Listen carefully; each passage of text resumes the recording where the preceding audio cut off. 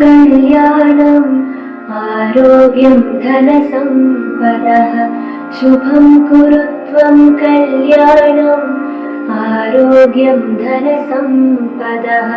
शत्रुबुद्धि विनाशाय दीपज्योतिर्नमोऽस्तुते दीपज्योतिर्नमोऽस्तुते दीपज्योतिर्परब्रह्म दीपज्योतिर्जनार्दनः दीपज्योतिर्परब्रह्म दीपज्योतिर्जनार्दनः दीपो हरतु मे पापम् सन्ध्यादीपनमोऽस्तुते शुभं कुरु त्वं कल्याणम् आरोग्यं धनसम्पदः शुभं कुरु त्वं कल्याणम् आरोग्यं धनसम्पदः।